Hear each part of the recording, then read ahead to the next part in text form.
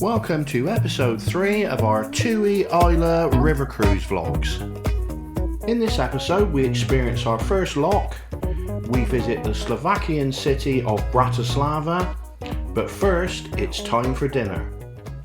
So we went back to Vedastro, and we've had some superb service in there with Octave and Adrian and Julia. Like I say, it's very personable. You get to know the staff very well because there's only 39 of them on. I think 38 or 39 of them on board.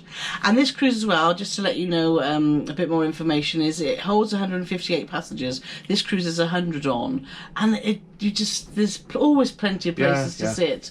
I don't think even if it would be full to the brim it would feel busy, would it? No, I think it's very well designed and there's always somewhere to sit, so yeah, it's good. And the decor around the ship, it's everywhere you look, it's really quite plush, isn't it? And I didn't expect that. I thought it to be a little bit more basic, but it's really comfortable, colour coordinated, and it's all been refurbed really, really well, isn't it? Because this ship is actually 10 years old. It belonged, I think, to TUI originally and then went to another company, didn't it? And they've got it back a few years ago. But they've done a great job. Brand new. So dinner. Now, Paul had an interesting starter, didn't you, with your arugula? Yeah, I had an arugula salad. Yeah. Which I didn't realise till I googled it is rocket. Yes. And it had Parma ham, a few cherry tomatoes, and like a vinaigrette. Now I'm always a bit weary about vinaigrettes. Carole loves them, I don't. I always find them a bit vinegary, which is, I suppose the clue's in the name. But I have to say, this vinaigrette was delicious, as was the ham and as was the arugula. So, arugula. So that was all good. You had the creamy cauliflower soup that was just divine. Yes. I love soup. She loves the soup. I love soup. And I had, for my main, I had roasted chicken breast. Corn fed. And it had some vegetables, and it had what was described as a corn biscuit. I think it was polenta. It came out and it was like what I would describe it as a giant Dairy Lee triangle. But unfortunately, a Dairy Lee triangle would have probably tasted better. Well, I don't think you're not a fan of polenta, are you? The chicken and the vegetables were absolutely delicious. And you had a mushroomy sauce, didn't you? The mushroom sauce was amazing. Unfortunately, the big Dairy Lee biscuit didn't work for me, but everything else was lovely, to be fair. I had salmon again. The salmon on here is amazing, salmon and vegetables. Yeah. So I've had lots of oily fish. I did have a couple of chips, but the portions are variable, but enough, aren't they? They're enough. So then we had, oh my God, for pudding, cheese and biscuits. We both chose the white chocolate mousse, which, to be fair, was so sweet. It was too sweet for me. It was too sweet for Carole. It was on the cusp of being too sweet for me. And then I had this cheese plate, and I have to say, there was 3 different sorts of cheeses. Rush Baron, Grenoble and Esztergom. And was it Esztergom? Esztergom is, without a doubt, the worst cheese. Well, the smelliest, pungent. Oh my God. It was like eating feet. Yeah. And when you're eating it and Carole looks at you across the table and said, "This is like feet," it doesn't make it any more palatable, really. Oh, it was. And we love cheese normally, but that was a strange one. So if we see that on the menu, we won't be having that again. But the other two were lovely, weren't they? It was truly awful. But I guess it's just your palate. If you've got some friends that you've fallen out with, buy some of that and then it's apparently a Danish cheese. Oh, I don't know what it is, mate. But just buy some and just slip a slice of it. Slice it up. Buy a slice of it. She's gonna let me finish this bit, definitely. Take a piece round to your neighbours if you fall out with them and just drop a bit down the back of their sofa. They'll move house, honestly, they will. It's that bad. Oh, you can't do that. But anyway, another great, apart from the cheese, another great dining experience, and again, superb service. Yeah. After dinner, we secured our favourite seats in the observatory, and we're just about to enjoy our first cocktail of the evening when Carole noticed that we'd just entered our first lock of the cruise.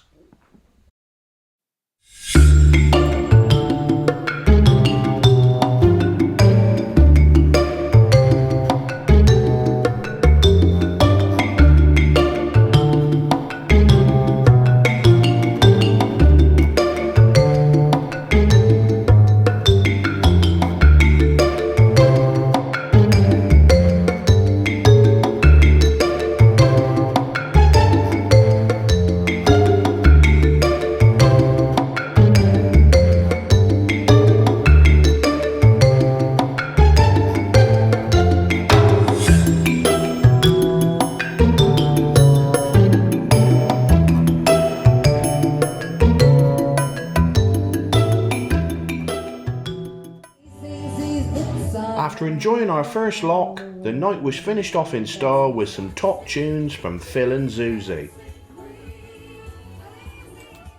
Someone's very happy. So we ordered breakfast in bed, didn't we, last night? We had to put the card out by 12, wasn't it, by midnight? So obviously, as everybody knows, when you've had a couple of beers and it's nearly bedtime, your eyes are usually bigger than your belly, and I think I went a little tiny bit overboard on what I've got. And it's just arrived, and look what Paul's ordered. I think that's going to set us right up for the day for exploring Bratislava. I just feel bad because I didn't get you anything. Right, let's tuck it. Right then, so we've had a great morning just chilling in the cabin and catching up on some bloggy stuff, haven't we, Paulie Morgan? Oh, very nice. Yes, had a lovely breakfast. And this is where we are now. We're in Bratislava in Slovakia, and this is our view from our cabin, which isn't the most picturesque, but if you'll see here, also privacy. Hello there. The gangway is just to Paul's left there, so we've had people walking past all morning. We've had a man cleaning the side of the ship. So if you are looking for privacy sometimes on a river cruise, then you won't get it if you've got a French balcony on deck too. It's a double-edged sword, isn't it? Because when you're going along, you've got the best views. Exactly. Unfortunately. Yes. And we wouldn't, that doesn't bother us. We just kept, where we were dressing, etc., we just keep the curtains closed. But and then you just wave at everyone that goes past. You do. I think it's called taking the rough with the smooth. So we're off to explore Bratislava. Bratislava. There's a sign there. Bratislava. There's an I between the T and the S. Bratislava. Well, we're going there now. Yeah. Right then. Yes. Bratislava. Said it right then. River cruising, you do a lot of walking. Only 9,000 steps today, though. Not like the 22 in Budapest. Oh, I know. So what we did is the ship's actually docked right outside the old town. So as soon as we got off, we decided we'd walk and go right, just to explore what was up there. And after about a 20-minute walk, we found this huge shopping mall. So if you want to do any sort of shopping sort of mall stuff, then I'm just talking about if you need any convenience stuff, if you know what I mean. There's more. You know, if you wanted some deodorant or you've run out of stuff you need. Or if you wanted to buy some clothes or jewellery, because there was a Swarovski, there was a H&M, there was Sports Direct, other brands are available. But I never saw a grocery shop at all, but where Not you could convenience grocery, I'm talking about washing stuff. Anyway, we digress. It's called Eurovia. If you want to do a little bit of shopping, it's there. They also had lots of restaurants and bars by the riverbank, which actually a lovely spot there. I bet in the evening that would be a really nice place to sit and have a meal. So that's up to the right. And then literally we are within, 4 or 5 minutes of the old town? Yeah, because we went all around our because we went out to Eurovia first. But yeah, from where the ship stopped, straight across the road. Yeah.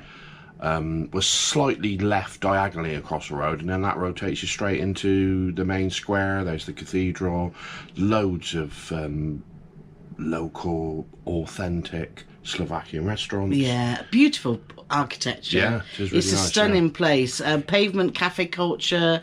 We really enjoyed our walk around there. It's very, very pretty. And we stopped and we had a grandmother's pub. Well, it was a bar, wasn't it?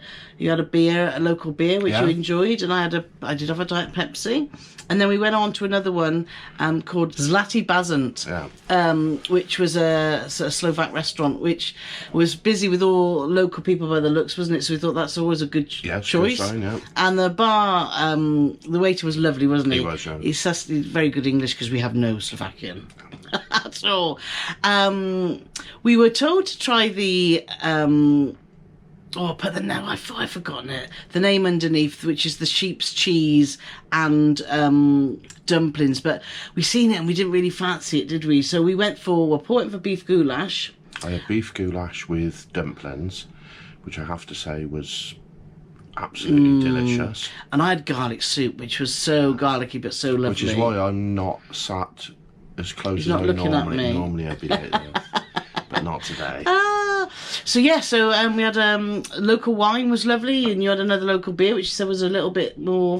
It was a bit stronger than the first local beer, definitely, but it was still very enjoyable. Yeah.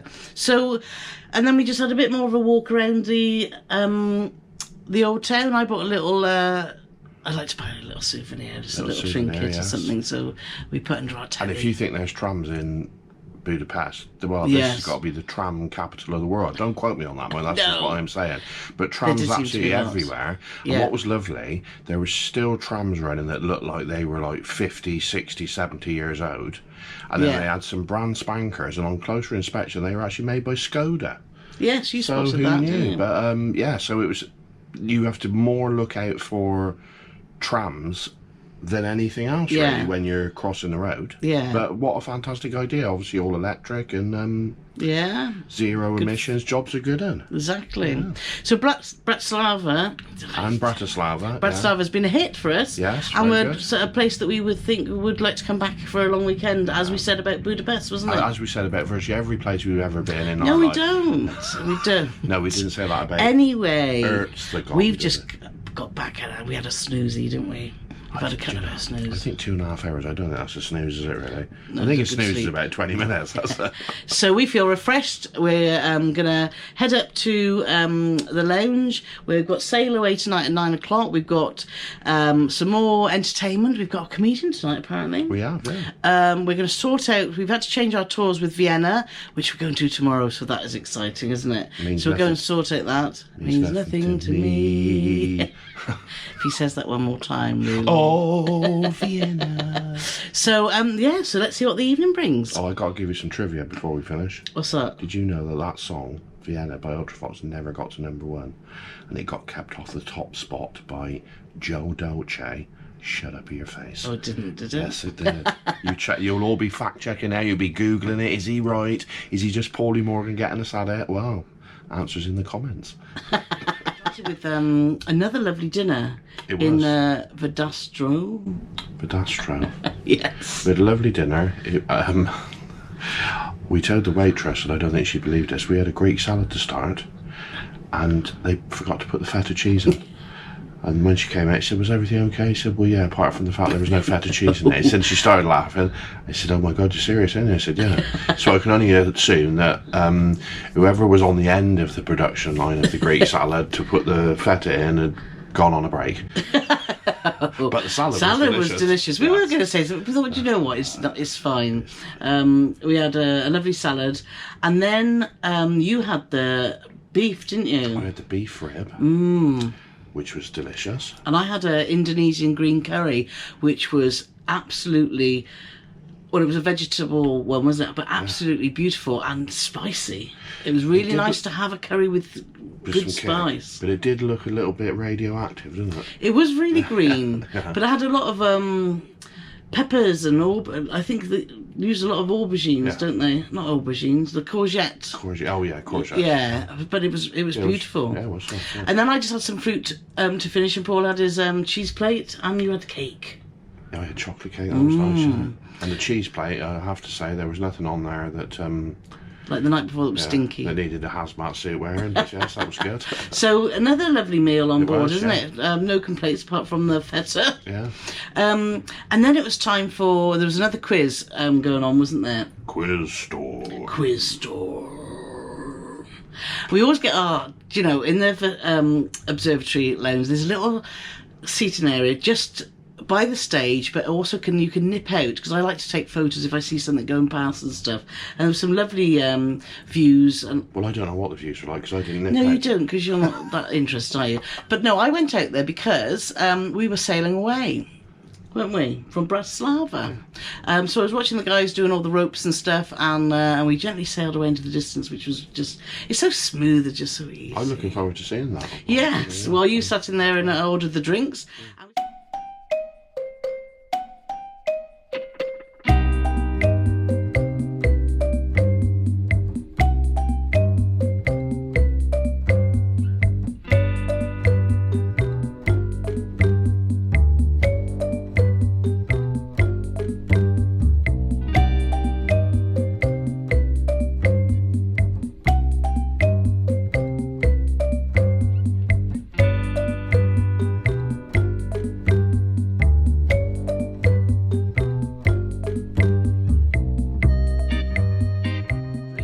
And we sat in our little. We got a little. I'll show you a little picture of our favourite little What if seat. there's somebody sat there tonight then?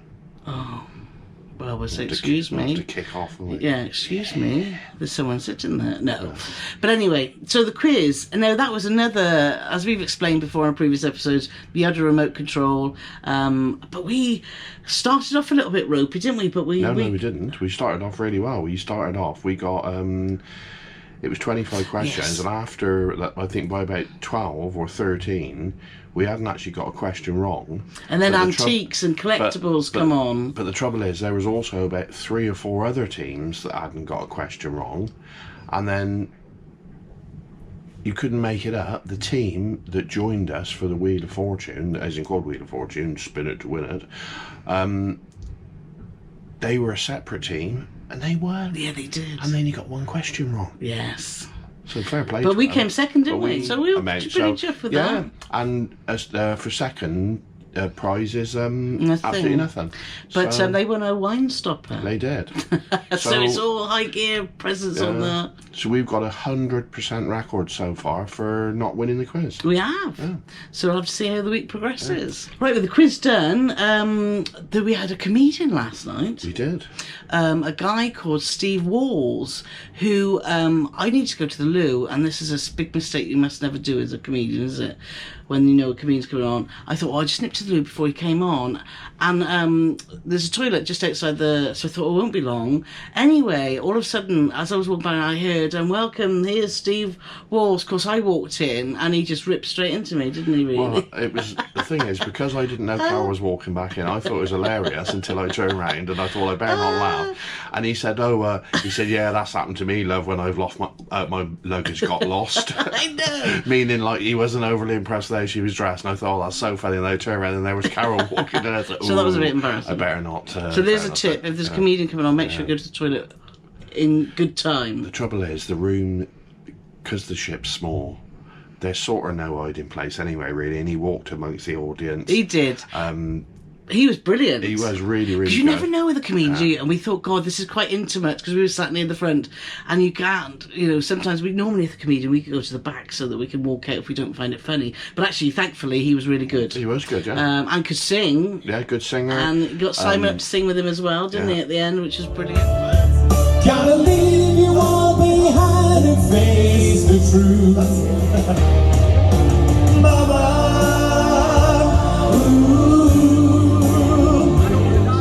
And to be fair, I mean, he managed to take the mickey out of probably about 50% of the audience. But everyone took it really well, didn't they? Took it really well. Yeah. There's a really good crowd on. In fact, we talked to Simon, the cruise director, and he said, you know what, this is, the passengers is just a really happy, friendly lot. He said, apart from Paul. Those in 209. Yeah, apart from Paul, it's a really happy crowd. So that was it. So by then it was midnight again. We always say we'll have an early night because we've got to be up early. Because tomorrow we go into Vienna.